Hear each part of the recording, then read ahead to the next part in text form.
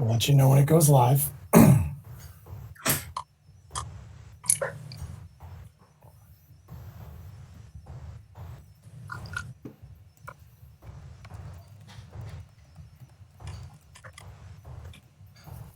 Okay, we're good.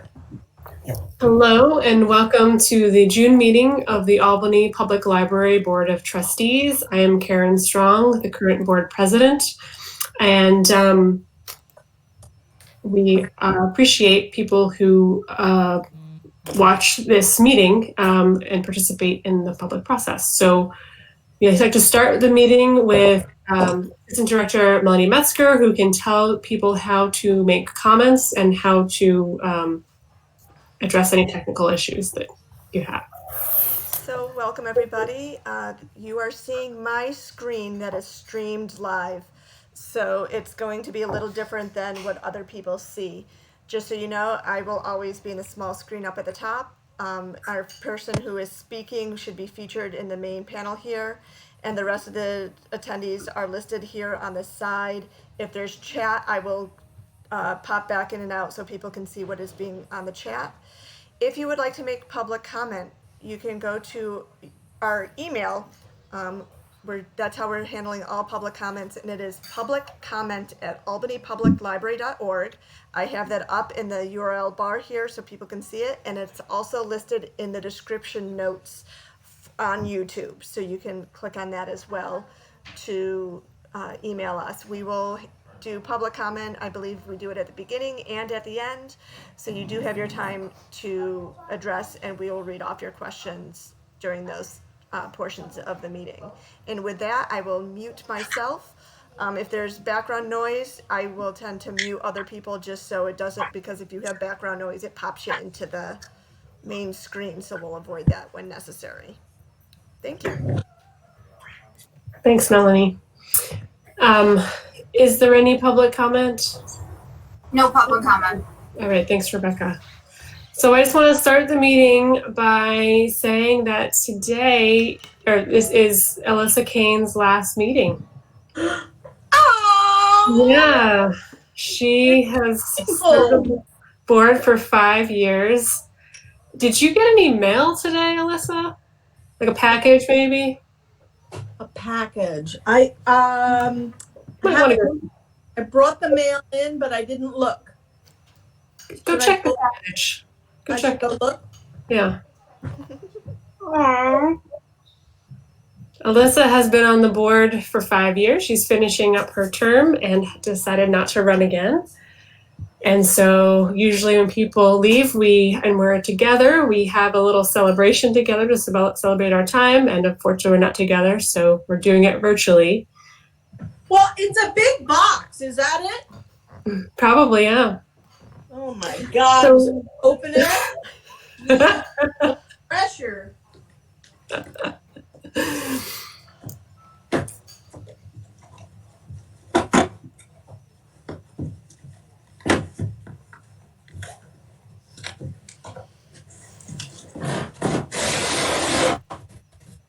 Oh my gosh. This is like a YouTube unboxing video. It's really exciting.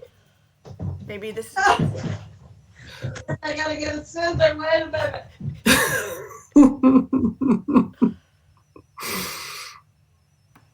How can anybody get a box and not want to open it? I Right? just got it like 2 minutes before this.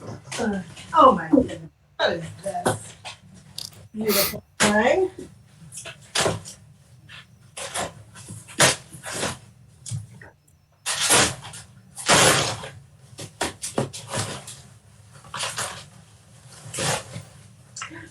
Oh my goodness, look at this beautiful painting of how. Oh my. Look So, at this beautiful painting. Thank you. small token of our appreciation for all the hard work you've done over the past 5 years. I personally have really appreciated your willingness to always speak up and always share your voice. Yeah, and thanks especially to Scott and Rebecca that actually made that all happen, and your timing is unbelievable. I know.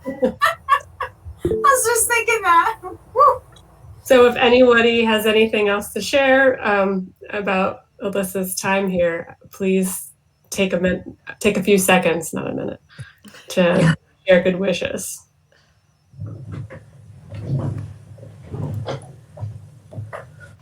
Alyssa, you're a great voice for this institution, and it was wonderful serving with you for the last year.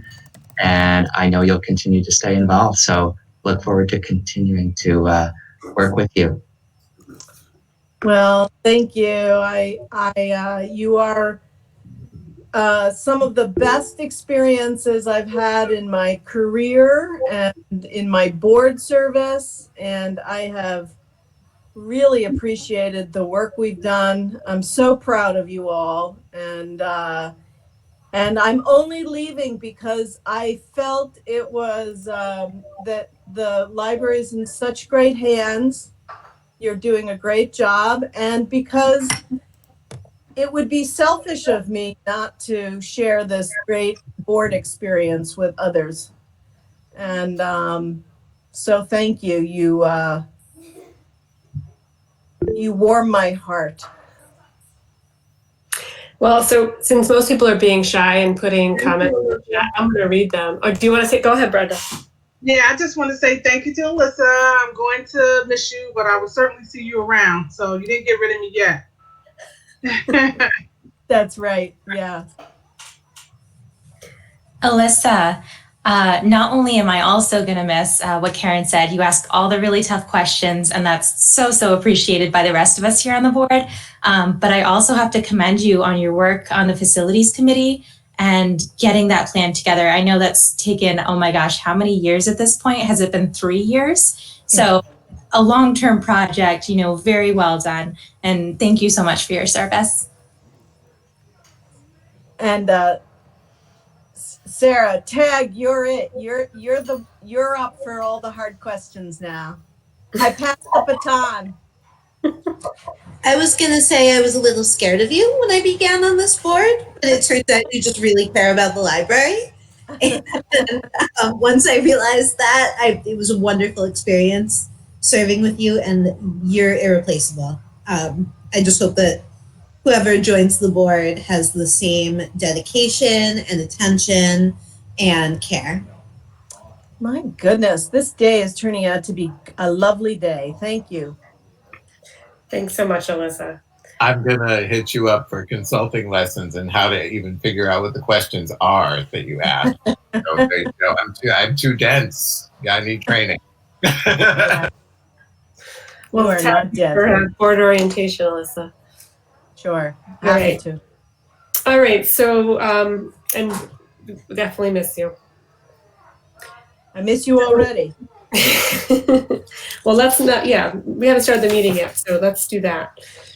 We're going to do the consent agenda first. On the consent agenda are 2 items, as usual, the minutes from the last meeting and the current check register. Does anybody want to remove an item from the consent agenda? Karen, I don't want to remove an item, but there is an issue in the minutes I wanted to bring up. Okay. And I don't know how to resolve it. On one hand, it says Brenda was not present. On the other hand, it has her moving one of the resolutions. I don't remember what happened, whether she joined late, and if that's the case, we just need to address the absence. Brenda, you were at the last meeting? She might have been a few minutes late, and I might have just forgot to remove the top part. I'll fix that. Okay, so then that's the easier. I don't remember being late, but yeah, I was at the meeting. Well, it's an error. We'll just fix that. Thanks for raising that, Bob. Yeah, no problem. I wouldn't have caught it except I was verifying the resolutions, and I was like, wait a second. Okay, so can I get a motion to approve the consent agenda? You can raise your hand if you want, because I have you in grid. Brenda, thank you, Trustee Robinson. And then second, Tom. Any questions about individual checks in the check register? Everything looks good? Okay. All in favor? Aye. Thank you. Everyone can raise their hand, and Sarah said aye, and I raised my hand. Okay, so that's unanimous. Thank you, guys. All right. Karen, Yes. if you are going to do it in that manner, should I switch my views then? So everybody can see? I don't know. Yeah, I don't think I'm going to keep doing it. I just did it for that. Okay. Do it for other things, but I haven't decided. Okay. Just let me know, because if you do it by hand raise, I'll need to switch views.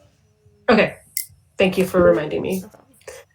All right, so next up is the draft treasurer's report and the draft capital report. So Adam, Sarah, is there anything you want to highlight in these?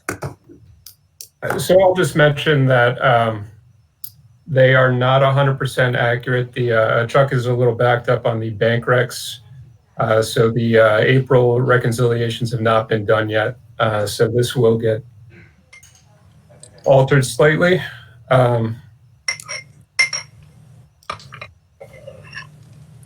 So has he done the March bank reconciliations? He has done the March reconciliations, but we're still waiting on the April. Okay. Anything that you want to point out to us? Anything that is... Well, it's 2/3 of the way through the stub year, and you can see it's 66% of the budget, which is normally right where we want to be. But it does look like there are going to be some areas of the budget that are going to be underspent. So I do project us using a bit less of the fund balance than we initially thought.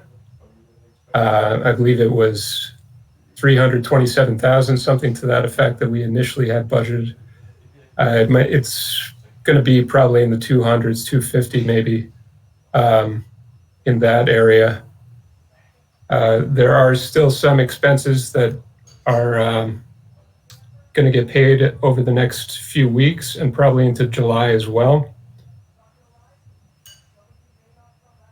A lot of the purchasing has ceased though, so I think within a few weeks we'll get a pretty good picture of what the end of the stub year is going to look like exactly. Okay.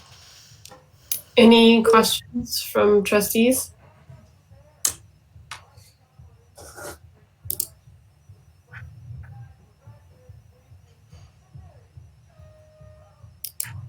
No questions. So I'm sighing because I don't know if I should actually ask the question, but I guess I entered it. So I'm confused why we would use fund balance, because this stub year we're using, we had the whole tax levy for the year. Are you just referring to what was budgeted, like the half year that was budgeted? Yeah, it would make more sense if you actually saw the 6-month budget document. It's not really clear on these reports. Okay. And yeah, the accounting of it is a little screwy, which also isn't quite represented in these reports. But okay. If you were to take a look at the actual six-month budget document, it was structured like our normal annual budgets, and it showed a fund balance usage of about 327,000. Okay. Thank you. Okay, capital fund report. That has not changed. That has not changed. Okay, so no questions. We'll move on to the director's report.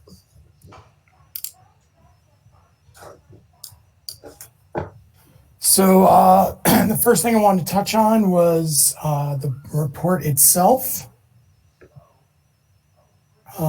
We are now looking like we will be back in the building, entering phase 1 on Monday, the 15th. That will have staff, half of our staff, 50% staff in each building with the rotating weeks. That means we will be opening the book drop on the 16th. We won't be doing it on the first day back. We want to do some training, get staff used to being in the building. And then we're projecting curbside sometime in the beginning of July. It would be July 1st, but because of the holiday, we probably won't be doing it until the 6th. So the continuation of service plans moving along relatively quickly. Administrative staff have been working very, very hard to make all of it happen. And when we get into the cost later, we'll talk about some of the work that they have done. Safety, as we all know, the city of Albany has had peaceful and not so peaceful protests over a 2 or 3 day period, that being the 30th of May and June 1st. Just so the board knows, various members of the administration were watching Facebook feeds, Twitter feeds, news feeds, whatever we could find really late into the morning. Early into the morning, Sunday as well as Tuesday. We were also monitoring all of our alarms and all of our internal video. So I just want to give an acknowledgement to several members of the administration who were doing that. In both situations, the buildings were checked at 6 a.m. both days.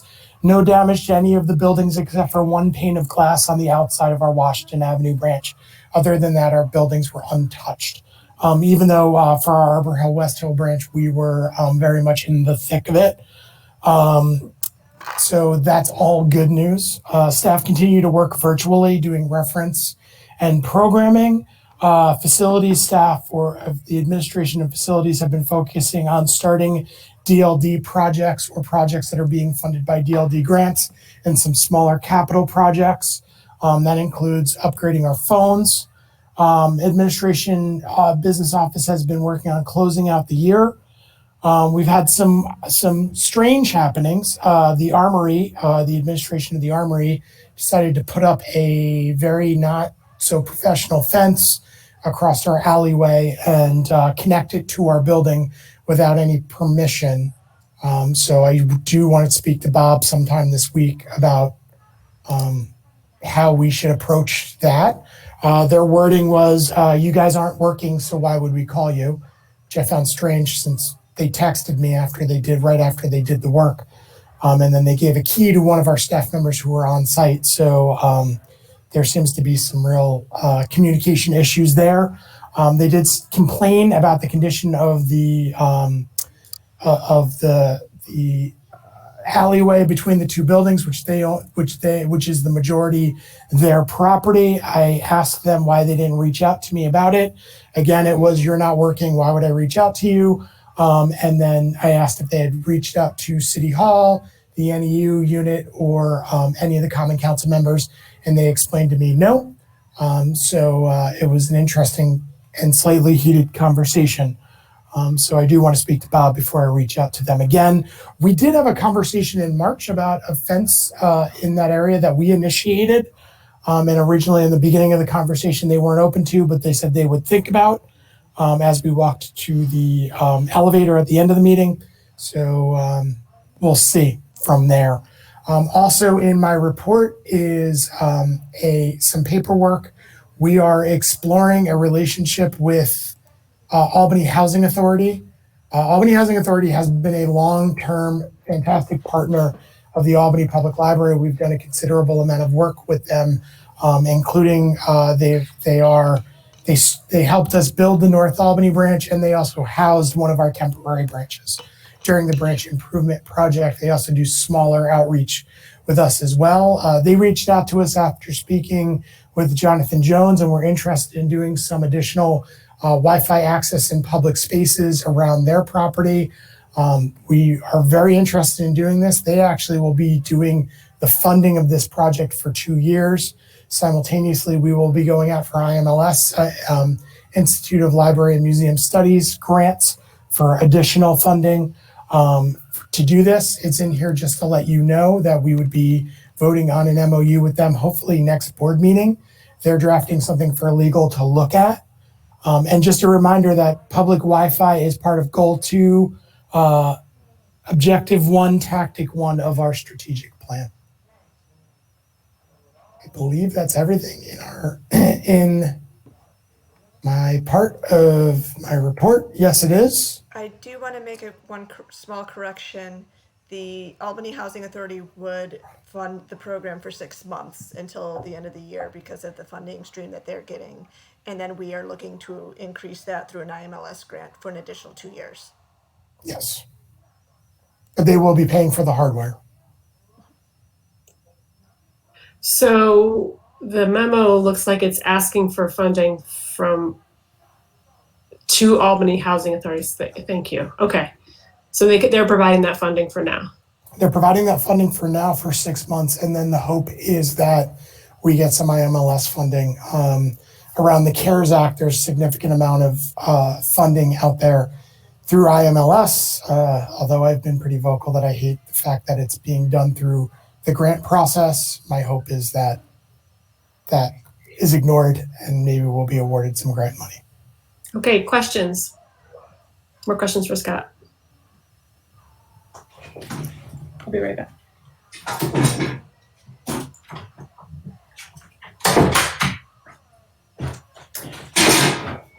No questions? So the fence, we're gonna follow up with Bob and, okay, right? Right now I'm concentrating on. I have a question.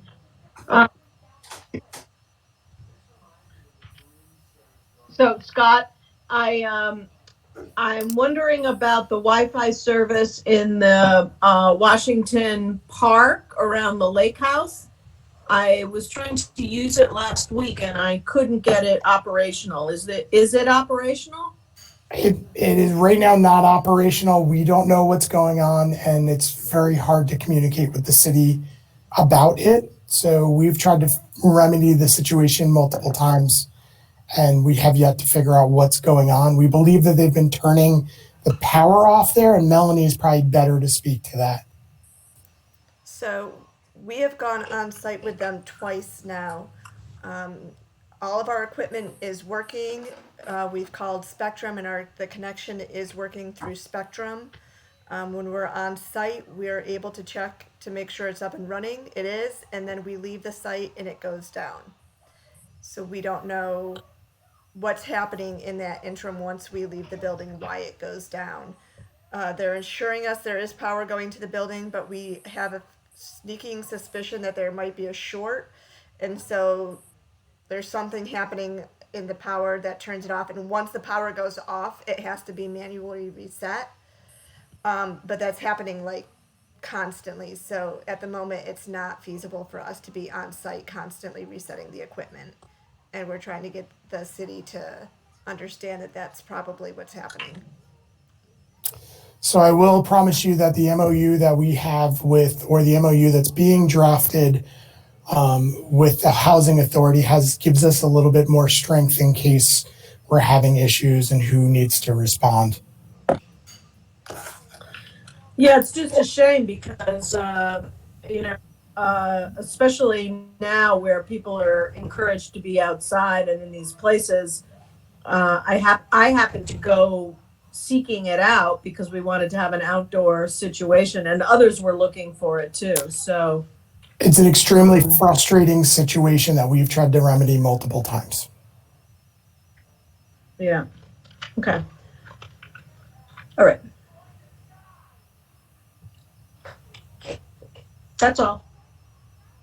Did you may have already said this, but was the damaged window at Washington Ave repaired already? It's not repaired yet. It's going to be repaired hopefully in the next few weeks. Again, nothing went through the window, so the building is still secure. That's why we've only put plastic up. But the vendor has been contacted, and I was told it would be happening fairly soon. And just out of curiosity, was there any boarding up done in advance or? Yeah.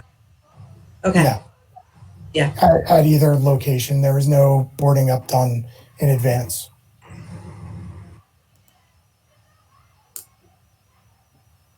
Anyone else?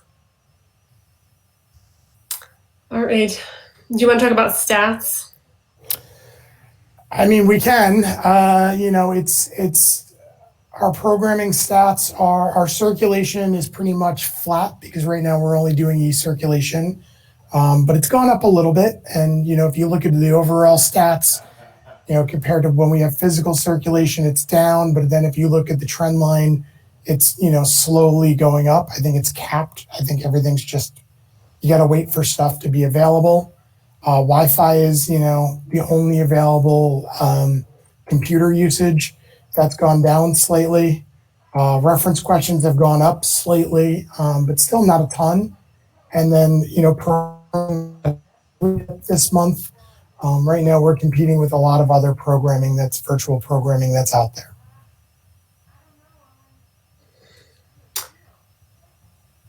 Any questions about statistics? All right. Thanks so much, Scott. All right, next up, I've asked Sarah Dallas to lead a little brainstorming session about the future of library service. Hi, everyone.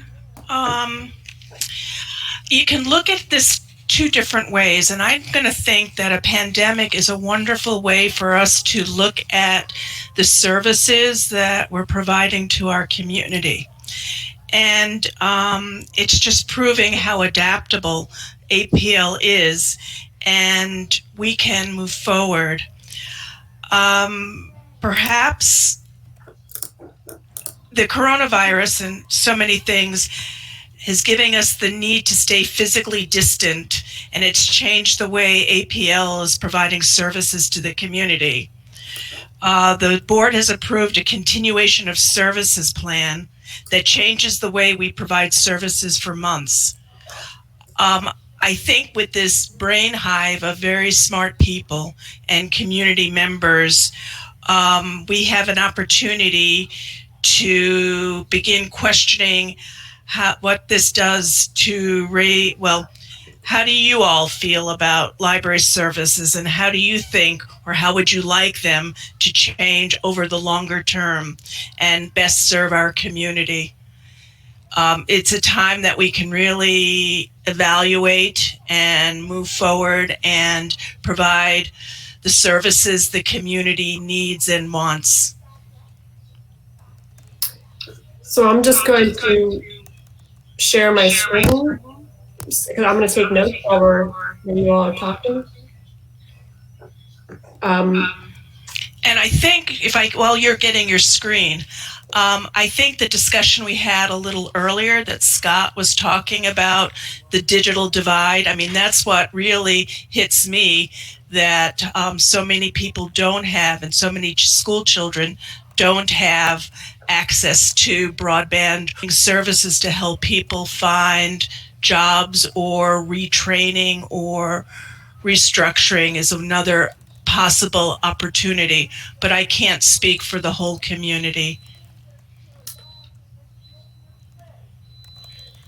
And if we can frame these in terms of questions we have, I think that's helpful, because we're thinking longer term here, and not necessarily looking for answers right now, either from the staff or from trustees, but thinking a lot more about questions you have about how the services might need to be different in the future. So. I do think the digital divide is still going to be, for many years, it's going to continue to be a top need of our community.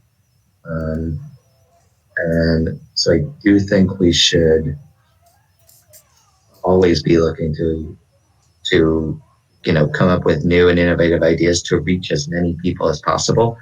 I think that gets harder the more people you reach, right? You tend to reach the low-hanging fruit first, so it becomes more difficult.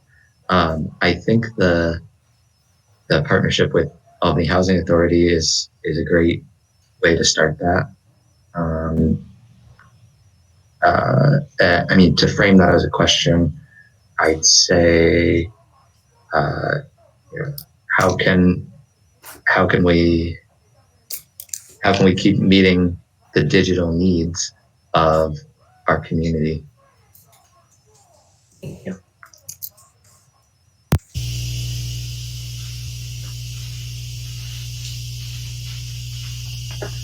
Karen? Yeah. Thinking about digital as well, specifically, how do we serve our community and bring them up to speed, especially the underserved community, bring them up to speed on using the different technologies such as Zoom, Google Meet, all those things, because I find a lot of folks who are disconnected because they don't have access or they do not know how to use different forms that are being used now. So oftentimes not a lot of training out there. Folks will send you a link, but a lot of other information that may be needed to connect is missing. So for the library to find a way to bridge folks in that way as well.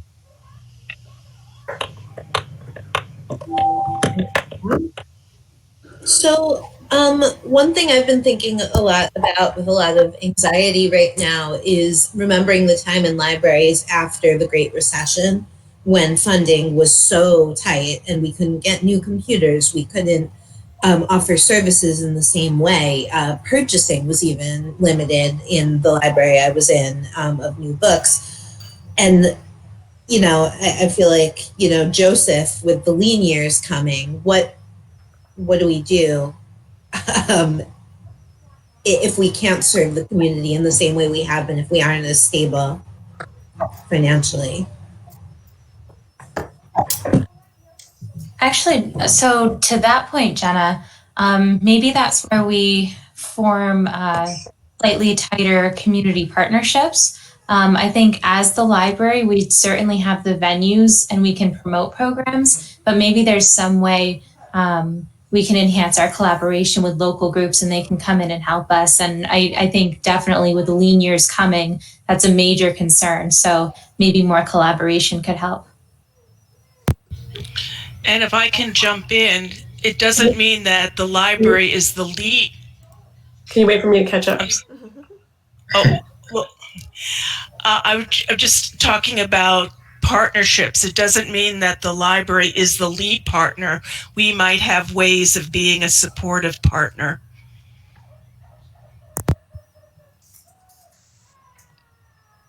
This is Alyssa.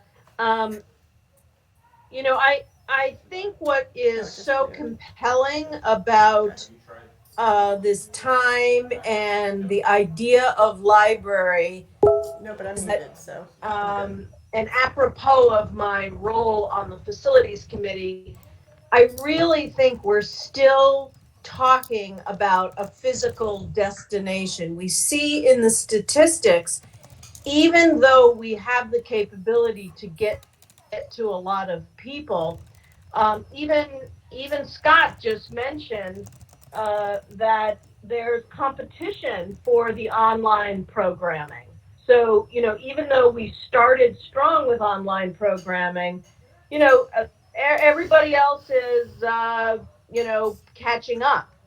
So here's my concern is that we still remain a destination and we're going to be an even more important destination in community.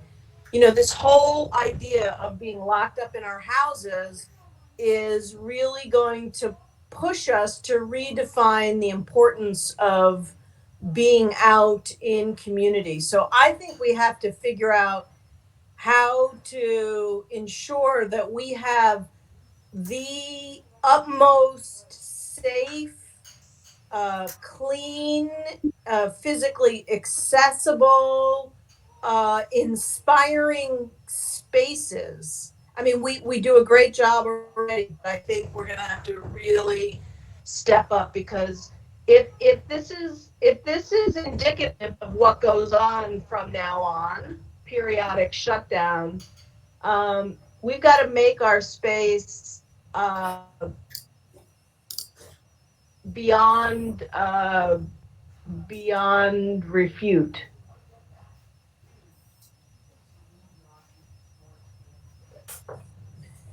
Does it make us think differently about the space? I'm sure the staff are already thinking about how the space needs to be redesigned, that the furniture needs to be moved around to accommodate spacing as we get back online.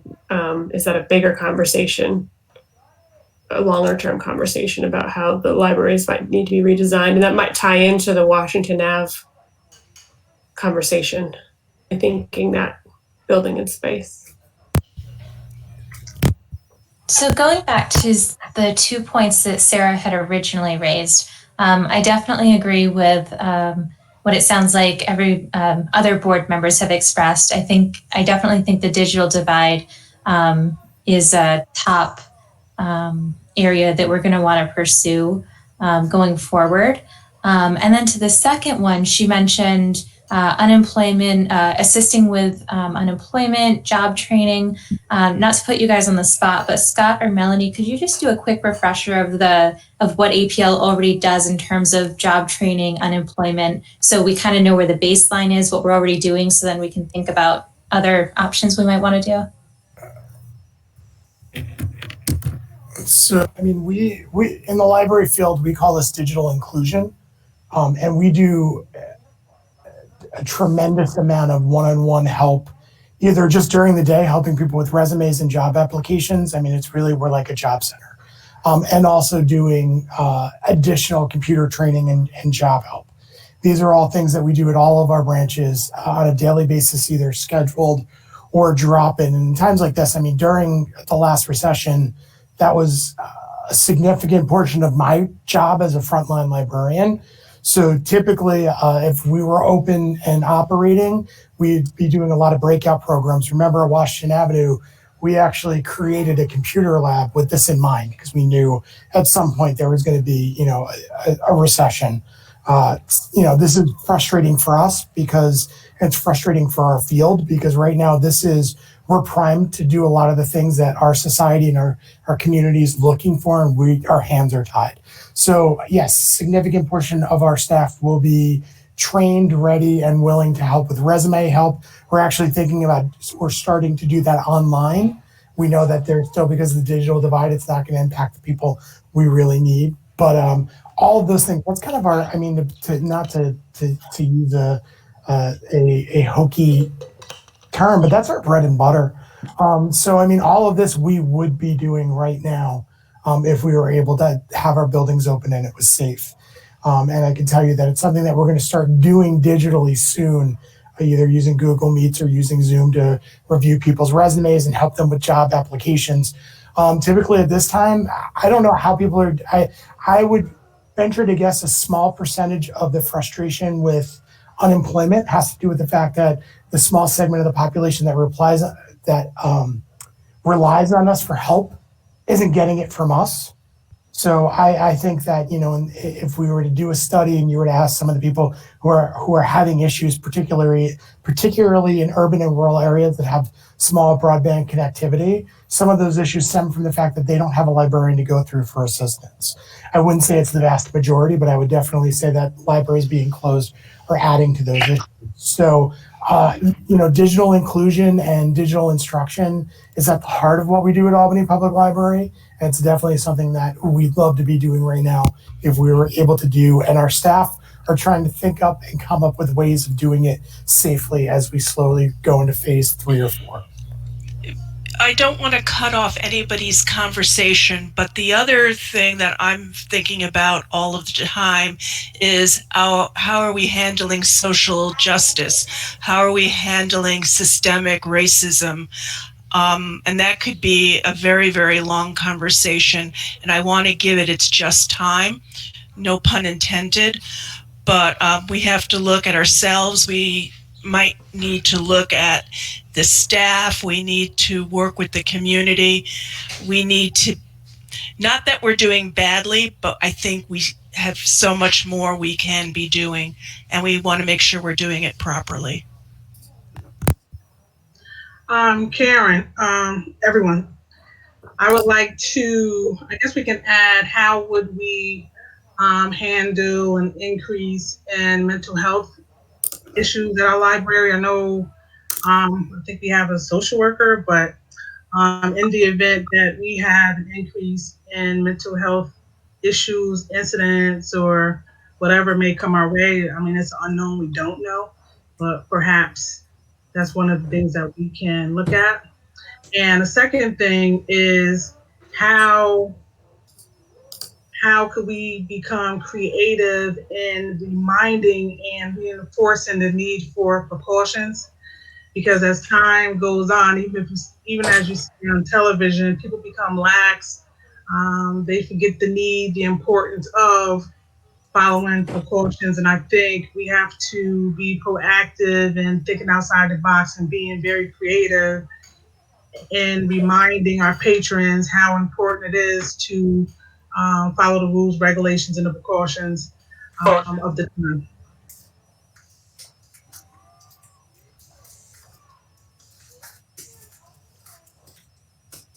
You know, to talk about the social justice issue, I wanted to remind us that we have done something already that I think is moving in the right direction, particularly around our security situation. We went from a security situation where we hired security guards who were not necessarily of our community. They were not. We hired them from outside, an outside organization, and they weren't necessarily part of the whole library situation. And we changed that to recognize that we don't need security as much as we need engagement. And we even call them community engagement um, staff. And I think that's kind of brilliant. I think we're way ahead of the curve and could be helpful in helping the larger community think about what are the needs. We've I begun to agree. acknowledge that, that we need more social workers and maybe not as many librarians I agree and with you, so on. Alyssa. I agree with you, Alyssa, with those comments on social justice. Just as when we had issues with behaviors, we had our conversations about the need for diversity training, our staffing, what is the diversity in our staffing and our hirings. We have had discussions about diversity, minorities, and leadership positions at APL. So I do think that we have been very proactive in regards to looking at social justice and other issues in regards to that. I'm just trying to get that.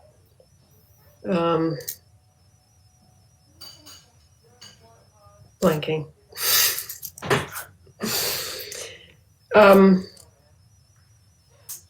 Some of the questions I had. Oh, Matthew, do you want to say something? Were you waving your hand? Oh, just my quick addition here is how do we make sure we maintain our focus on the library as an educational space and on serving lifelong learners?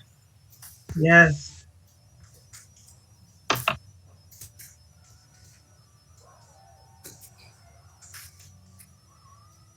Thank you, Karen. Thank you, everybody.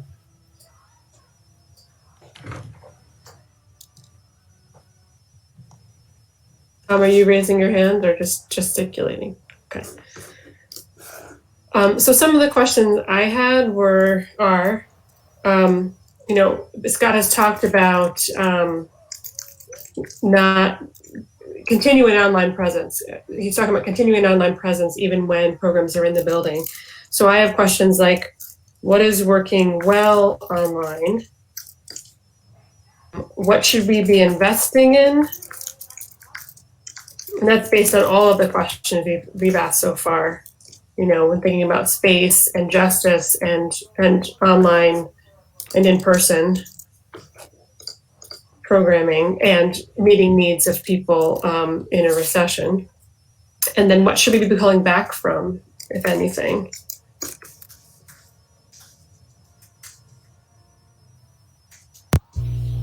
You have to see me type in real time.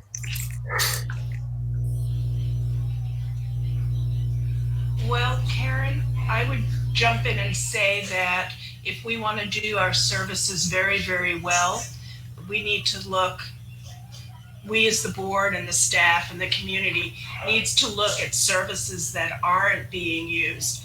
And this might be a time to get not rid of, but start reallocating resources to services that would be better used by more people in the community. Thank you.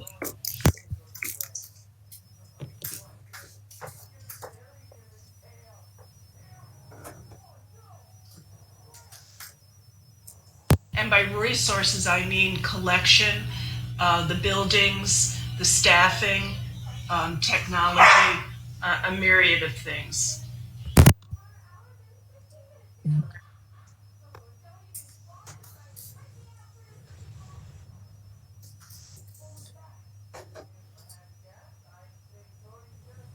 Any other ideas to share? I've got one more that I'm thinking about, and that's thinking about, the library has done an amazing job of getting content online, and it's extremely challenging to provide content and reach people who don't have internet access, and taken so many steps to help people get access, including the stuff to the Albany Housing Authority. We do have some things that are available, like the telephone numbers for people to call the reference desk, and I see that use is still fairly low. And I'm wondering how we need to think about getting the word out to folks who don't have internet access and don't, can access the limited services that we have that are not internet accessible. Karen, if I can just speak, compared to phone reference, it's really not that low. Okay. And we can still run the numbers. It's lower than what phone reference would look like, but considering that the hours are also different. But I would say, that's something that we're going to continue. And one of the things that we're going to explore is doing text reference. So using Google Numbers gives us the ability to take reference questions through text, and that's something that we're going to definitely drive forward and promote heavily. It's not been so successful at other libraries. It's been products that they've been trying to do, but our hope is to be able to push that and do it with a service that's not expensive. I mean, Google Voice is relatively inexpensive. So all of the things that we're doing right now, I don't see them going away, even in the new normal. Great.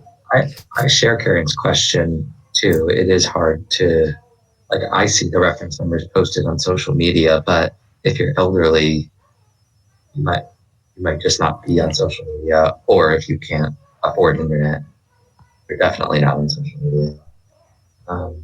So it is a tough challenge to get just the idea of getting people to know what services they can get. So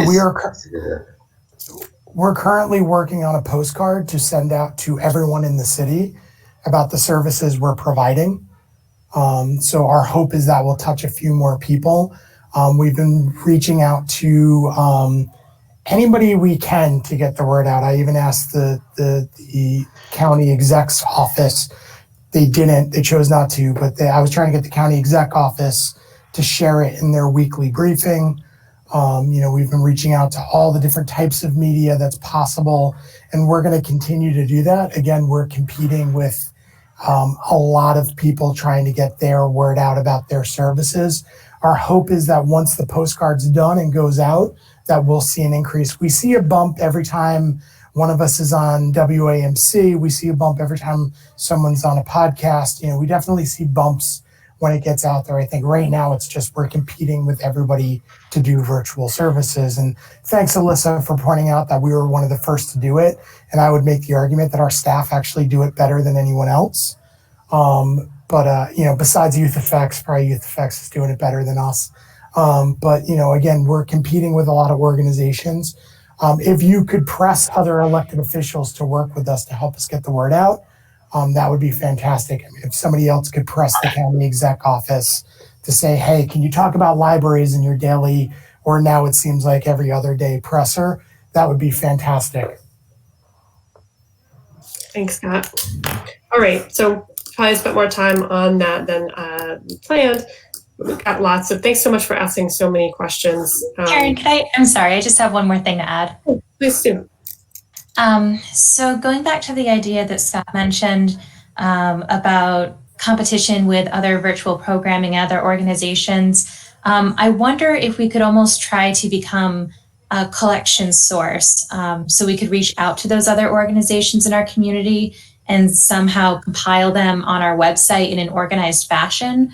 My organization, for instance, Capital Region Vegan Network, has been putting up cooking demonstrations that board members and staff are doing while we're at home, that we would be more than happy to share, with the library. And then I think it's kind of a win-win. People go to the library looking for resources, and then you find out about local groups in our community anyway. And I think it could be a nice shared and not so much competition. Just maybe reaching out to other community groups and kind of being a collection resource. I know one group that does this well, in my opinion, is Discover Albany, the visitor center. I do follow them on social media, and I think they do a really, really great job of compiling a host of, different types of resources, whether it's here's 10 places to go hiking, or, this is the deal with restaurants. Something similar to that, I think would be a really good service. Did I capture that well? Yeah, okay. That's good, thank you. Great, thanks everybody. What will we, in the spirit of not letting our good thoughts go to waste, how will we use these notes in the future? Should we return to this conversation at some point later? That's a great question. My thought was that perhaps we could use this in a board retreat that hasn't yet to be scheduled. And hopefully gets us thinking about the next strategic plan, which has yet to be scheduled, but we've got to start thinking about that in the next year. So that's what I'm hoping. So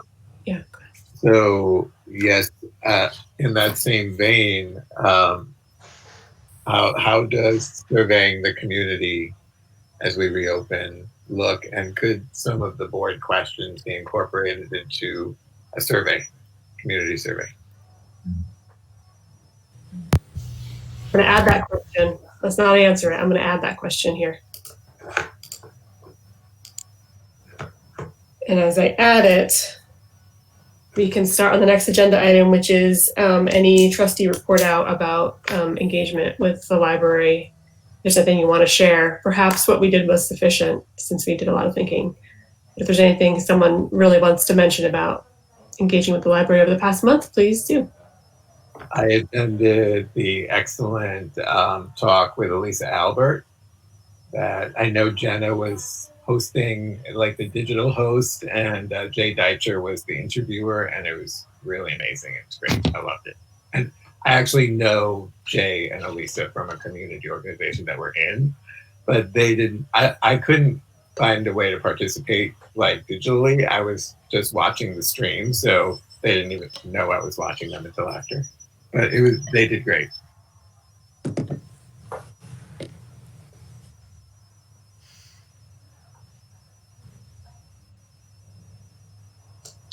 All right, thanks, Matthew. Personnel committee report.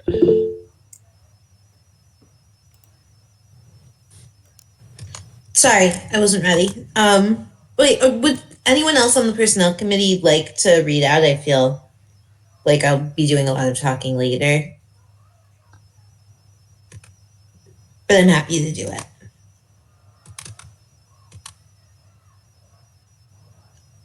I'll do it. So the personnel committee met virtually to discuss the performance review process for the executive director. And we took a look at the assessment that we had created in the previous year. It was kind of a short process, so we did not spend a lot of time editing the performance review process. So it might be a good time after we're done with the process this year to take a look, evaluate how effective it was, and then also see if any changes need to be made in the coming year. We did make a couple of requests of the staff that I'm sure, given everything, haven't been touched yet, but we'll discuss before, much longer, which is that we would like a census in ways, including the title salary, date of hire, age, gender, and if it's possible to get cultural or racial identity so that we have an idea of who's on our staff, what they do, and what their salaries are. And in the interest of potentially, making sure that we're being extremely equitable.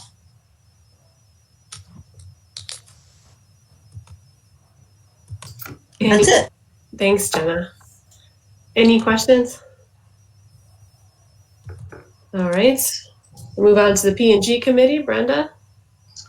Hi, we met for our meeting on the 28th, of course, a virtual meeting. It was brief, very informative. We had several policies that will be coming back to our committee, our next meeting for follow-up, and that is the travel and meal, workplace, room use, internet use, hazardous materials, and art exhibition. Looking into a few more things, and we'll follow up on that at our next meeting. Far as approvals go, the purchasing was approved without change. And we reviewed the state of emergency policy that Scott presented, which was very well done. One good thing about the state of emergency policy is that it's not just for COVID-19, it's for any emergency that may arise. Who knows what may be coming our way. I'm sure Scott would have some comments on that in regards to that policy. And that's all we covered. And turn it over to Scott if he has comments about the state of emergency policy, which was approved with changes.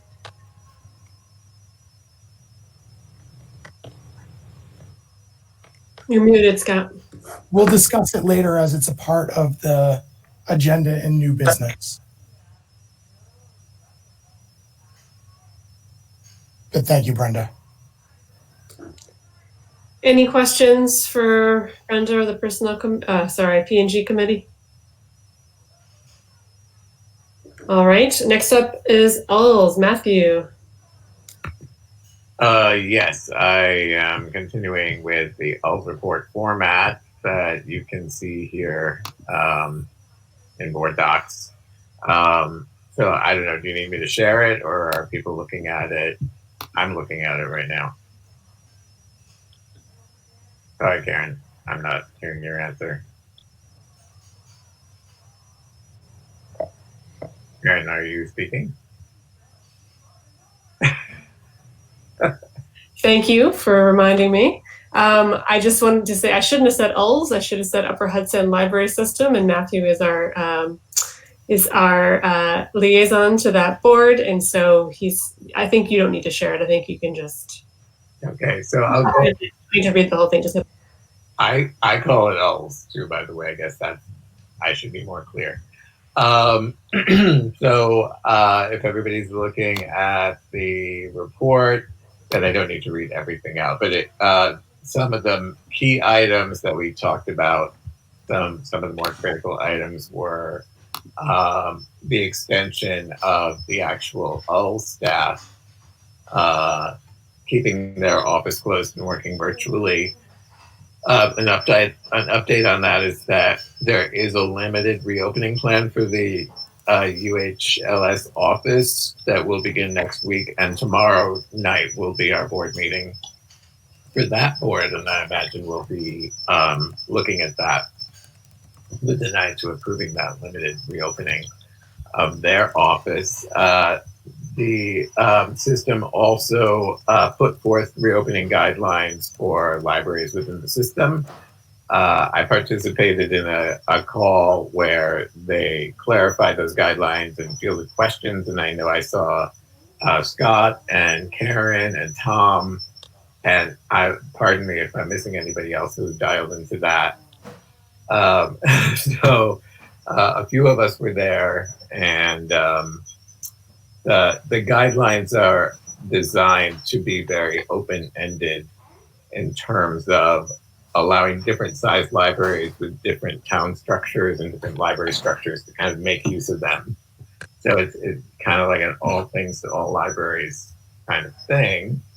And so that's interesting. It's a tough job for the system to have to do to address all the types of libraries, but I think they did a very good job. There was at last month's meeting an announcement that there was a little bit of extra funding that came through for the construction grants. There were 3 libraries that didn't get. They either didn't get their funding or they were very low on what they got. So it was voted that those 3 libraries would split those funds more or less equally. Well, equally, except one gets a penny more. And before we adjourned, we talked about one of the committees. I think I talked about this last time, that the celebration of libraries is canceled, but they're still going to do awards. So the administration committee has already selected the volunteer of the year and the trustee of the year. And tomorrow the services committee will talk about, they will have selected a couple of other awards that are going to go out. And then I just included some of the highlights from the director's report. I'm not going to bore you with everything, not that it's boring, but people can look at it in the other Thank you for that, Matthew. And I think it's especially important now that the Upper Hudson is putting out so much information, just to keep trustees apprised of that. Any questions for Matthew? Yeah, I just have a quick question.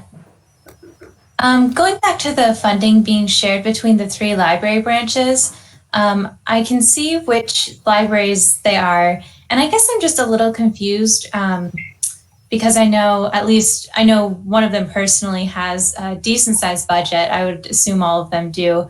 And I would almost expect to have seen smaller library branches that had higher unmet needs. I don't know how in depth you guys went into this in the meeting. So I guess I'm just a little surprised that those were the libraries with a higher unmet needs. And I don't know if you could explain a little more about, are they really time-sensitive projects, or did smaller branches just get all of the money they needed? Well, I'm actually not on that committee, but the way it was explained to us was that I think the grants were pretty sizable this year. So most libraries got what they asked for. Okay, good. I think these were 3 that didn't get everything that they asked for. That's how I understood it. Makes sense. Thank you. Thank you.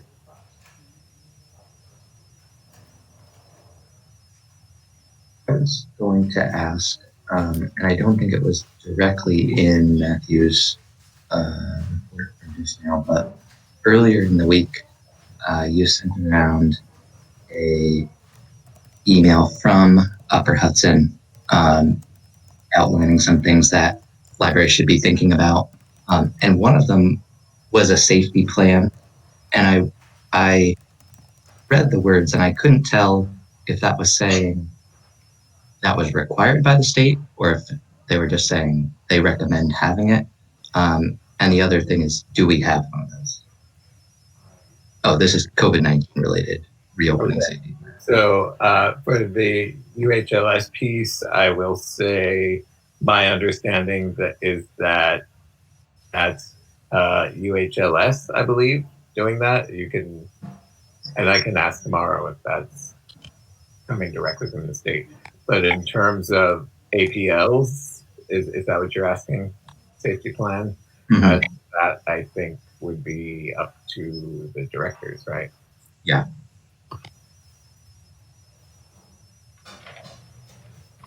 So did you happen to see that, Scott? Yeah, I'm on that committee. So I'll cover this when we update the continuation of services plan.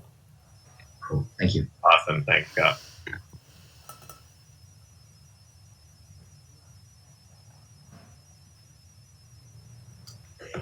If there are no other questions, we can go on to the next agenda item, which is our quarterly board meeting evaluation.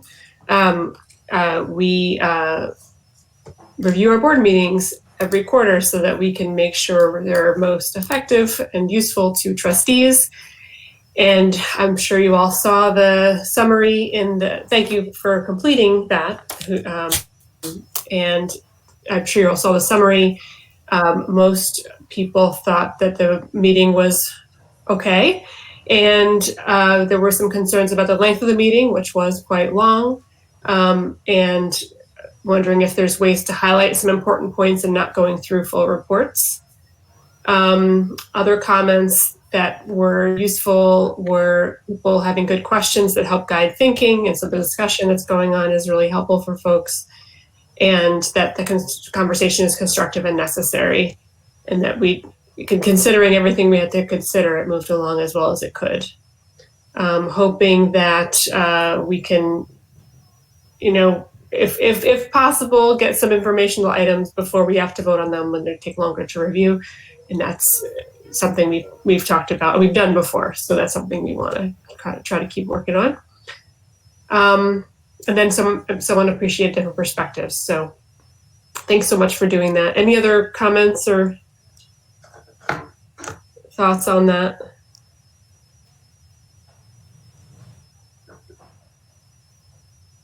All right. Thanks again, everybody. And we'll keep doing that.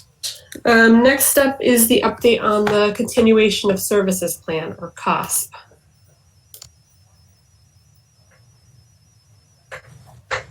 So, just a reminder that we want to give you the full update. So we wait until the day of the board meeting to provide you a full update, because we don't want to put anything ahead of time out that may change based on metrics, the governor's new fancy, not looking like the car he prefers, but his new dashboard, and what we're hearing from the county and the county's dashboard. So you will always get this update the day of the board meeting. You will notice that the COSP was also updated as well. The title of the document was changed to Continuation of Service Plan Pandemic. The reason why we're doing that is, again, that what we've learned through this is we want to create documents that can be used in the future, and also that we're looking to create actually a full continuation of service plans based on different scenarios that could happen. Probably civil unrest will be the next one. So we're just going to be drafting continuation of service plan overall that can then be referred to by whoever's in charge. If there's another pandemic in the future, or in 100 years, or if there's other situations that go on, just a continuation plan for future and current administrators to think about. So we've changed the name to Continuation of Service Plan Pandemic. You'll notice that the cover page now is more of an overview. It's no longer in the memo format. It's going to be a living document, like a lot of our process and policy plans. The addendums have changed. We've pulled some stuff out of it. The library safety plan was added to the addendums. So that's in there. You need that in order to reopen. We don't technically need it. It is best practice. We, again, to remind the board, we're blessed to become a necessary service for the city by the mayor. So technically, we don't need to do any of this work. However, I believe strongly that we should be doing this work anyway to show to our patrons and our staff that we're following everything the way we're supposed to. So businesses are supposed to, and if we were an association library, we would need to put in a library or a safety plan. So we have done that. This plan will change as we reach each phase, but that's now becoming an addendum to our COSP. And we've also added the pre-pause added to phases, just to show what we were doing to the weeks adding up or leading up to the full closure. And again, it's with the idea that this document will be used in the future, hopefully not for another 50 to 100 years, but it can be dusted off and used by future administrators, because in 50 years, I will definitely be retired and living in an RV park. So this is just for this, it can be used in the future. And that's really the big changes to this document. Other than that, I reviewed in my director's report that we will be entering phase 1 on the 15th. We will be reopening book drops on the 16th, and we do predict sometime moving forward in the future that curbside will be done. It looks like the county will reach the region will reach phase 3. They're predicting, the business review is predicting Wednesday. I'll be really surprised by that. So that'll kind of put us in line with how we feel like we're moving into the future. Our biggest concern right now is to give ourselves a few weeks to really plan out what services will look like when patrons are allowed back in the building. Again, I want to remind the board and anyone watching that we don't really begin to get into the weeds and do a full process plan for the next phase until we're in the phase before, just because things are so fluid. I'm a little nervous about the spikes in other regions of the country that are happening after reopening. I'm a little nervous that the governor is going to keep us in phase 3 for a while. So I do not want to jump the gun. I would like to move along as quickly as possible, but we need to do so keeping the safety of our staff in mind and patrons. Scott, you did an outstanding job. I just have one question because I'm a director too. Has our insurance broker looked at the plan, and are we covered as trustees under officers and directors insurance? So we should be covered as trustees under officers and directors insurance. That's a good question. You know, we haven't been asked to share the plan with our insurance company, but you're the second person to ask about insurance today. So I'm going to be reaching out to them tomorrow and sharing our plan. We did that, and we got it in email saying that it meets all of their check marks. And he said that the part where we could get into trouble is if the plan isn't followed very well and as the plan is written. So there's a big training component, but you knew that. Yes, and that's why we're taking that day on Monday. There is actually going to be a memo drafted tomorrow and hopefully sent out Thursday, which will cover staff expectations while they're in the building. And the staff have already been told verbally multiple times that staff who are not following any of our guidelines will be sent home without pay and go through progressive discipline. So Scott, could you just walk us through the timeline of these phases right now? There are no timelines. Virus does not, to quote several people, virus doesn't follow a calendar. So what we'll be doing is once a region reaches into phase 3, that's when we're comfortable to start working on having people in the building. So if you look at the continuation of service plan, it does talk about regional phases, what the state does in regional phases. So as presented to the board, and this has not changed since it was voted on, once we reach phase 4, that's when in phase 4 for the region, that's when we're in our phase 2A, which is the opening of selected locations with patrons in building use by appointment only. So once we're allowed to reach phase 4, that's when we're going to start doing the next opening of the buildings. And remember, we're limiting the amount of buildings that we're opening based on 2 things. Redundancy, so having the 50% mark of only having 50% of the staff in the building. And simultaneously, it's also so that we can train patrons and make sure that they're social distancing. And none of that has changed since the board voted on it last board. So now, just to be, all right, we're in phase 1A right now, staff returns to buildings? Yes. And in a couple weeks, we'll be in phase 2, phase 1B, which will be curbside delivery. So I think we will be discussing, that'll put us almost in lockstep with what the region's doing. That alternative delivery of items. Again, we're always going to lag a little bit behind what our region is allowed to do because we're going to give our staff a little bit of time to breathe and be prepared for it. But once we reach phase 4, probably within a week or 2, that's when we'll start working on getting patrons back in the building. Again, it'll be doing appointment only so we can do some control measures. And again, it'll be limited locations because that's the staffing that we have between facility staff, cleaning equipment, cleaning supplies, and also that 50%, and also building in that redundancy. So, I'm sure it hasn't passed your notice that there are some libraries in our immediate region that are doing curbside pickup right now. Absolutely, and we're letting them work out the kinks and figure it all out so that we can port it right over to our service.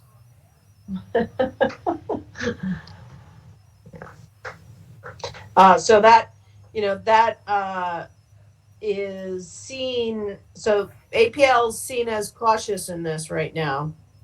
And we're gonna continue to be cautious when it comes to health and safety measure. And when it comes to particularly health and safety measures, you've got a director who's going to be way more cautious than you're used to from Maine. But this is something that I take very seriously.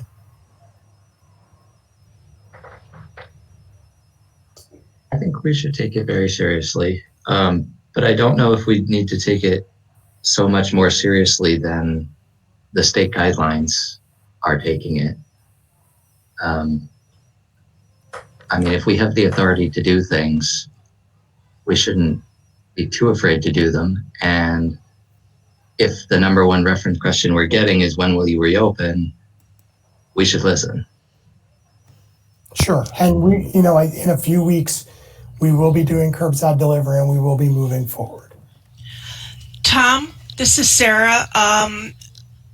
I have no problem with doing this methodically and carefully because I think as board members, our responsibility is to make sure that the staff is healthy and as healthy as can be through this, and as well as the community. So in 3 years, whether we open yesterday or 3 weeks down the line, the health and safety of the staff, the volunteers, and the community is paramount to me.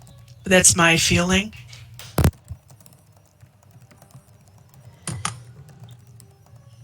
Okay. So I do think communicating that is very important. And so I think that it's important to let our library community know that we are getting staff into the building and preparing the buildings for their beginning use, and that you're anticipating curbside delivery within the next few weeks. I think it's unrealistic to have Guilderland, Bethlehem, the biggies around us providing curbside pickup, and our answer is we're not ready yet. So I think we have to be clear on why what we're doing, and perhaps how our circumstances might be different. Multiple buildings. Certainly, it's all valid. I just think we have to be clear. So we are preparing a press release for release tomorrow, going over these things. It is all of that. We have a plan in place. Well, you do have other elected officials asking when the library's, going to open. So I just think we have to be clear, and, the board members should be given some information so that it can be shared widely about that, because, what we're getting the questions. Why is Guilderland doing curbside, and when is Albany going to start to do that? I mean, what I've been telling people in these conversations, which is anecdotal because I haven't talked to Scott about it, is we're in high density, high poverty neighborhoods. It's just different. Guilderland is all the way out 20 in like a giant plaza parking lot. Curbside's a totally different thing when you're on Washington Avenue. I don't expect you to answer whether I'm right or not, but. Well, I agree with Sarah and I agree with Scott. I think everyone made a great point, but for me, the location is not a good answer because that kind of bothers me. So if I'm in Guilderland, the location should not be the determinant of whether we're going to open like other folks are going to open. It sounds disparate to me. So I'm glad the reality of I'm just saying, And I'm glad you're putting a press release out, Scott, to put everything out, because that'd be good to have everyone on the same page. So There was no miscommunication. And Alyssa, the plan, when it was voted on by the board, went out to every elected official in the area, including the county chair of the, McCoy's office. I can tell you that the eagerness, the anxiety of not opening is intense and real. And the business community, the economic community is feeling desperate. And those who are trying to get that going again, they view the library as absolutely essential for getting the sense that things are going again. And Sure. so I think it's about communicating that right now, and perhaps eagerly communicating our eagerness and our preparation for being fully functioning, helping. You know what I mean? It's semantics, but I think it's absolutely imperative that we show that we're not retiring Alyssa? from the situation. We're advancing. Alyssa, we've communicated that through social media, through regular media. I mean, I've never been on NPR so much in my life. I don't know how much more we can communicate that going forward. We've communicated it with elected officials. We've communicated it with our partners. I actually probably work more now than I worked, in my office. So, I'm not really sure without a clear cut where we're falling on this. I'm not really sure who else we could communicate it with. We use every social media platform possible. We reach out to neighborhood associations. I'm a little confused by who we're not communicating this to. So I want to jump in here, and I think that we might be talking about more than one thing at a time. So it's clear that the cost has been shared widely. There's a difference between sharing the cost and saying this is happening on this day, which we can only predict in a short in advance. It's not like we can say, phase 2A is going to be open on January, maybe it's January, I meant to say July 20th. So no, we can do that. What's that? We can do that. We have the authority to do that. We could open by appointment only now. Well, I think, fair point. I think my expectation was that on phase 2, that would be phase 1A. So our staff would have been in the building for a few days already, but that's not the case. They haven't started yet. They're starting on Monday. Start on Monday. So that's not what my expectation was, which is fine. That's what I was anticipating. And I thought, our phase 1B would be starting next week when we started phase 3 as this is here. So I didn't know that based on the cost, which is okay. I don't know everything, can't communicate everything. I do think it's important that we recognize that the staff, this is a huge change for the staff.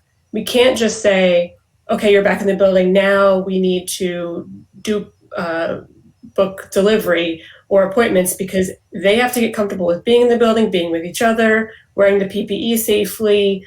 How does the protocol actually go with the book? It's going to take some time for people to get adjusted, and we want our people to be comfortable doing their jobs in the way they have to do them before they do them, right? That's really important. So I share some of the concerns. This is, I know it was very cautious, and I appreciate that. So much thought went into this. And we need to be doing what's comfortable for the director, what's comfortable for the staff. And I agree that we need to communicate it like crazy. And I know it's frustrating because people, you can't even say it enough. But one of the things that's important for us as trustees is, now that we know the staff are going in the buildings and as press release is coming out tomorrow, we can be primed to be sharing that information with our networks and our folks. with real dates, because that's a totally different thing than this theoretical list of activities.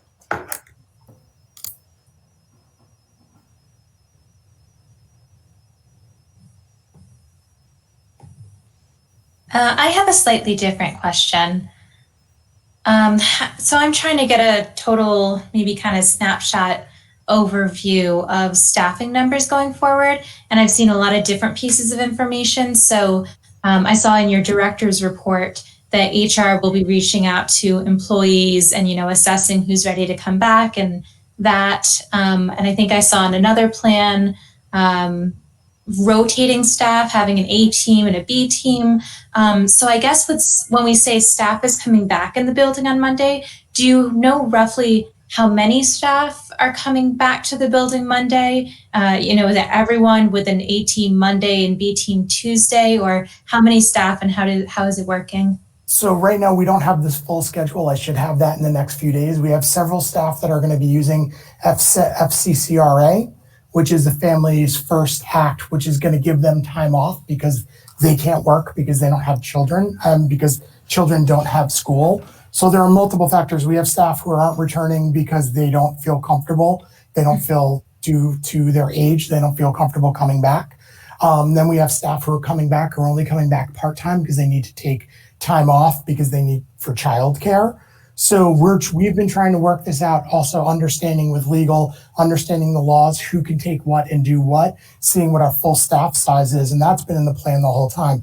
We have always built into the plan the possibility of people not returning to the building. So we should have a better idea of what our workforce looks like in the next few days when the schedule is done. Okay, makes sense. Thank you. So yeah, so it's been a moving target. We have 3 times the staff and 7 times the buildings of Guilderland or Colony or these other libraries. So it's a lot easier for them to turn the ship around, especially when we've done some of the work for them for their continuation of services plans. So it's much harder for us to turn the ship around and figure out what buildings we can have staff in and how many people we have to operate. I don't know, maybe if you don't mind, when all of this is sorted out in the next few days, if we could just get a memo, like a quick update, that would be great. Thank you. And you just want an update to what our staff look like? Yeah, just like a quick snapshot, how many staff we think at this point will actually be coming back to the building. Sure. If you have staff that are continuing to work remotely, or just, really quick couple sentences, or if you want to break it out. Yeah, I can definitely do that in the next few days. Thank you. And so with the caveats that you said, Scott, and that I also raised that I think are important, staffing to be comfortable, is it possible that the phases might move more quickly than anticipated? So that's my hope. But again, we've got very clear kind of circuit breakers that we're waiting on. And then once those are done, then we put things in place. I think once we have staff in the building, comfortable workflow and training, then our hope is that we can start moving forward quickly, but safely. I mean, I don't want to say, actually, I'm taking back saying quickly. What I'm saying is safely, but hopefully safely we have a better idea of things so that we can feel as if we can move along quicker. And I guess I'm thinking a lot about curbside delivery as opposed to people in the building. Sure. I mean, curbside, curbside doesn't start for one of the larger libraries, I think Guilderland or Bethlehem, until the 15th. So we're only lagging by a couple weeks. I know the smaller Hilltown libraries are doing curbside delivery. They have 1 or 2 staff members. So that ship's a lot easier to turn around. They also, if you look at the infection rate by, area code, we're smack dab in the middle of the capital region's outbreak.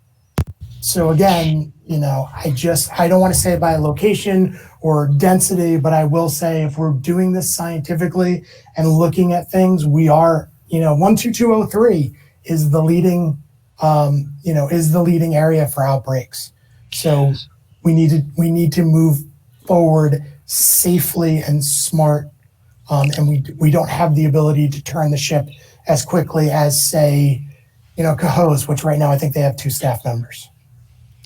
And just to put into perspective, Saratoga Springs, Crandall and Glens Falls, and Clifton Park Half Moon don't start curbside until the week of June 22nd. So we will only be lagging by a few weeks. So can I ask a more technical question? I don't want our continuation of service plan to end up hamstringing us when we don't want to be. So like, you know, by the words on the page, it says we can't go to phase 2A until we get to phase 4. But we don't know how long we're going to be stuck in phase 3 of the state phases. Sorry, there's two sets of phases I'm talking about. So I don't want to, so I think we need to keep in mind that we approved this plan relatively early in the pandemic, and just so much is happening and will continue to happen, that we need to keep an open mind about amending our plan and keeping it current. Absolutely. And, you know, again, this body can totally have an emergency meeting and decide to move forward quicker or to amend this plan. That is not my guidance, but the board can make its own decision. Right now, I think we're pretty much in line with the direction we should be going. I really don't believe we're going too slow.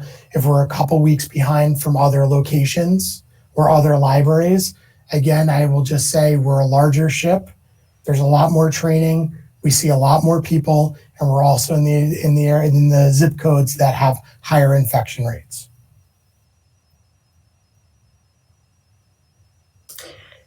Have the studies about the library materials and coronavirus transmission come out yet? No, Realm has just reached the laboratory phase. They did, they did their literature review. They came out of that, and now they're doing their lab tests.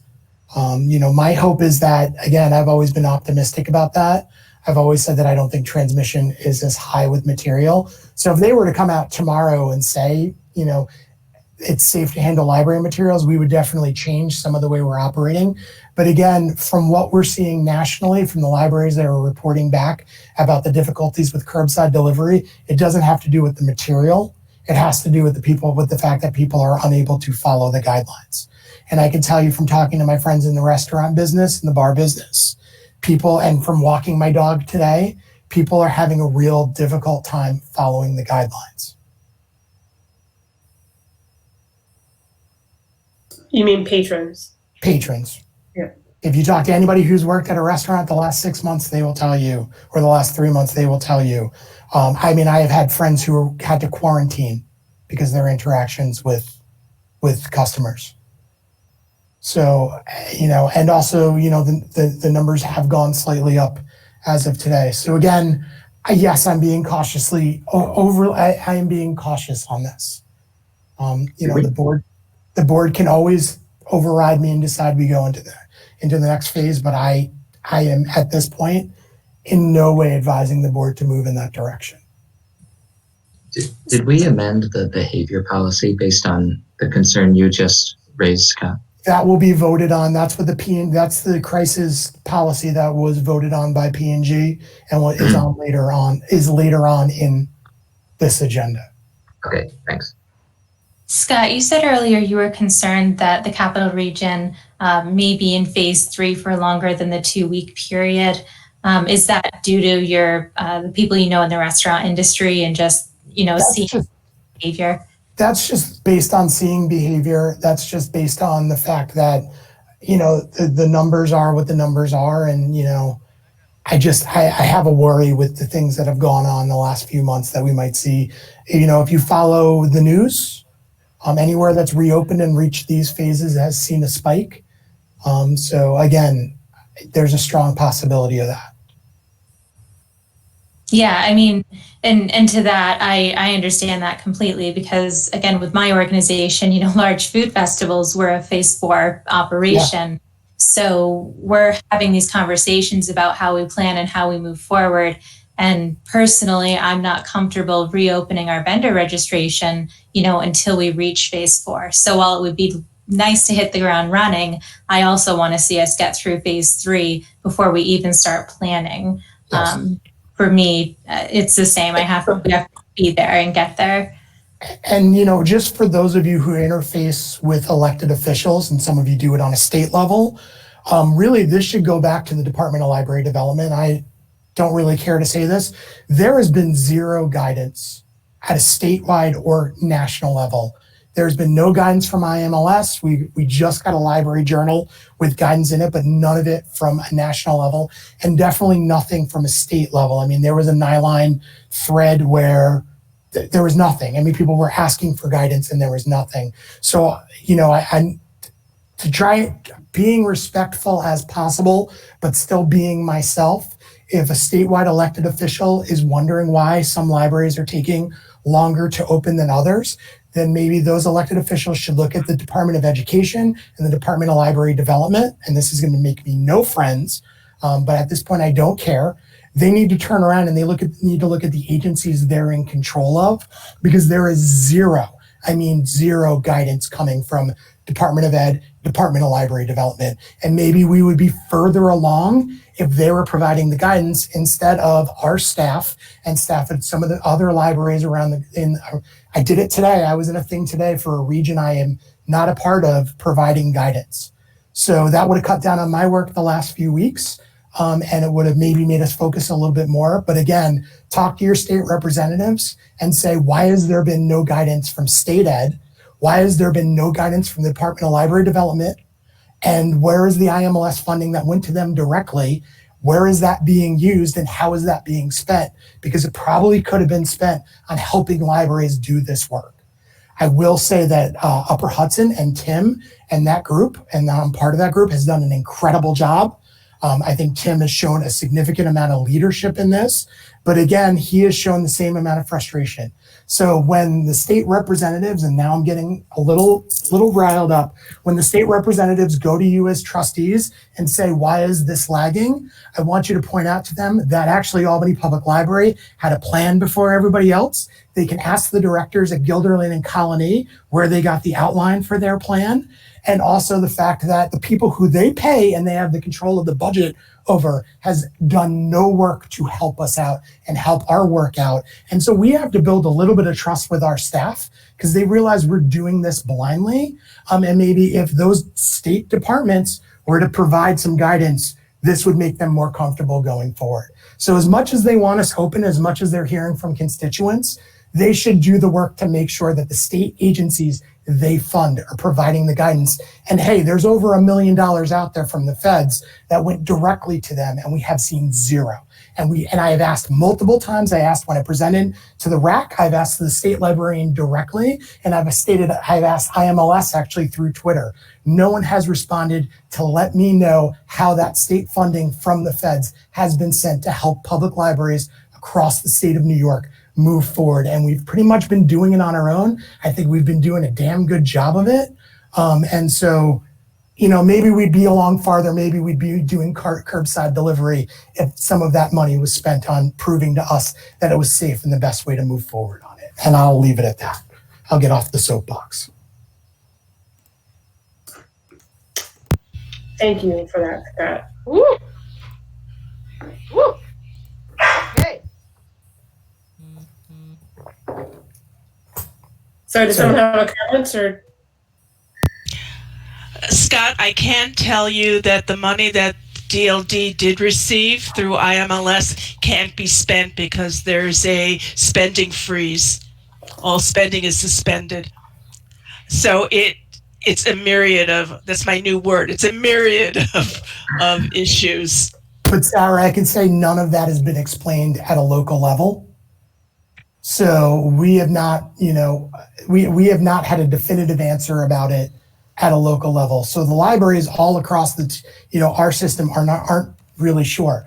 We're lucky we have the equipment and the staff to move forward. I'm worried about the smaller libraries and when they can open their door because they can't afford the guards in front of the desks like we have. And so not only do we not get an answer, but some people get an answer and some people don't.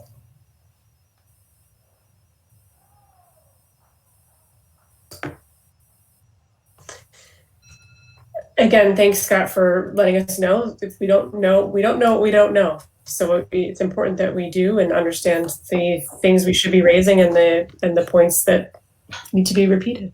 So thank you. We should need to vote on this, right? We need to vote on the updated one. No, you've already voted. The plan hasn't been changed. So unless someone wants to amend the plan, then I would ask for the board to vote on it. Okay. Is someone proposing that? No, but I do think we should, perhaps in between now and our next meeting, we should come up with a mechanism to make sure that we do have the most current plan possible, because who knows what the next month is going to bring. So maybe we could put some thought into that outside of this meeting. I'm not sure what you mean by that, Tom. When you say we and most current, does that mean the trustees have it? Tell me what that means. Yes. So like, instead of proposing an amendment right now on the fly, that wouldn't lead us with the best product, right? And I mean, I think the plan is good for now, but in the future, it might not be accurate anymore. Like a month from now, it might be clear that we shouldn't wait till X time to do X thing. I don't want to point to any specific thing, but so I just really want us to keep this plan really responsive to what the public health situation is and also to what our community is asking for. Okay. I mean, I do think that the library has done a good job with that. We can't update it more than often than we meet unless we have an emergency meeting. And that was a mechanism that was brought into this process, that the board can call a meeting, a special meeting, to change the continuation of service plan. And I believe it was just the executive board, so that if I remember it correctly, that the executive board could work with Scott to change it without the full board. That I don't. That might have been for closing the library. Yeah, no, this is a full board meeting, Yeah, and the board can call an that's not emergency correct. meeting anytime.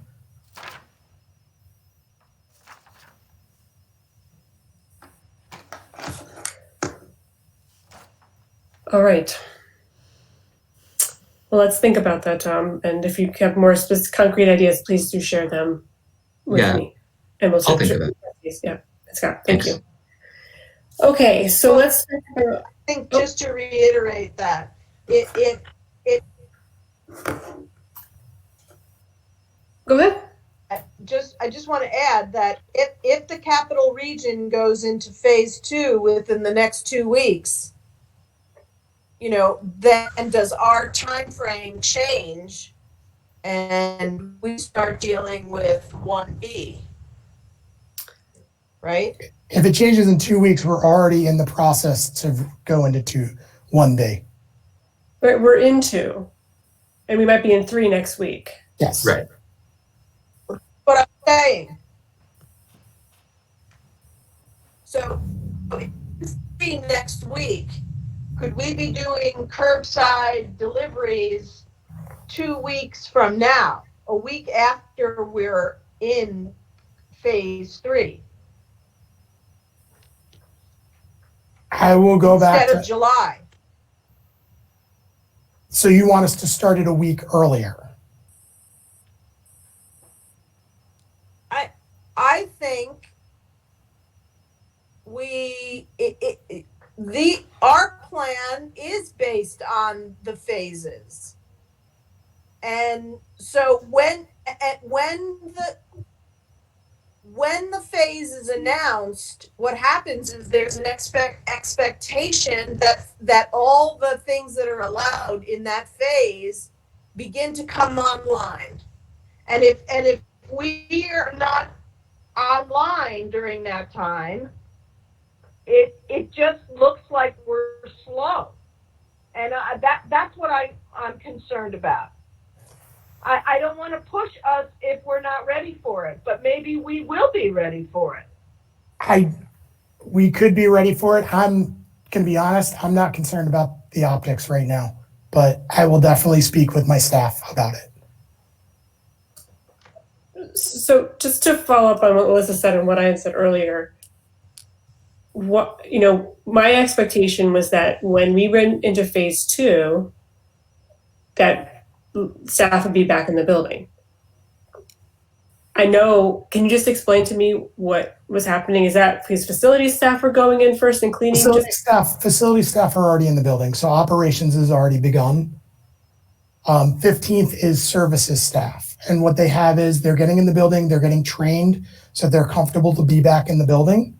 Yeah. Once they're back in the building, once we're giving them a week or two, they have assignments.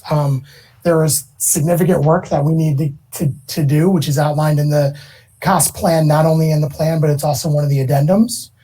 We are going to use that time to go through and do some internal work that needed to be done. And then, we want to get people comfortable and just in the buildings. So, I mean, if the board is interested in us doing it a week early, let me go back to my leadership team and see what they're comfortable with. I'm not sure what a week will do in terms of optics, but we can definitely discuss it and try to move forward a little quicker. Right. So was it that when phase 2 started, that's when the facility staff went in, and then you need to do scheduling, and that's why we couldn't get the other stuff? So we did phase 2 because we hit phase 2 much quicker than they said we were gonna. So we had to figure out our staffing. Okay. And we also had to figure out the Listen, impact. I think that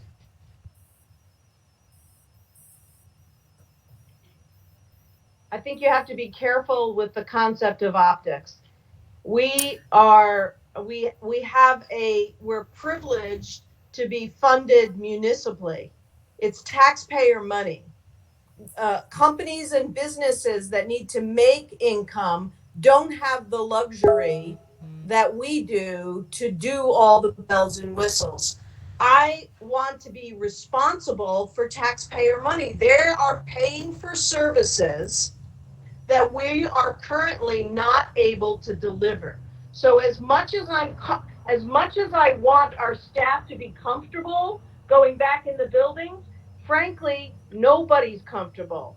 I mean, I had to go to work today for the first time. Was I comfortable? No. But the experience of doing it is very informative. So my guess is that your staff is very adaptable and they will do fine. I don't want to shortcut it, but I'm not sure we have the luxury as a region to make sure everybody's comfortable. This is not about comfort. This is about comfort is an incorrectly phrased term. I would say comfortable in terms of being trained and knowing what the process is so that they can be safe. And Alyssa, if you don't mind me sharing, and I feel your frustration, I can see your frustration. Don't pull your hair out, please.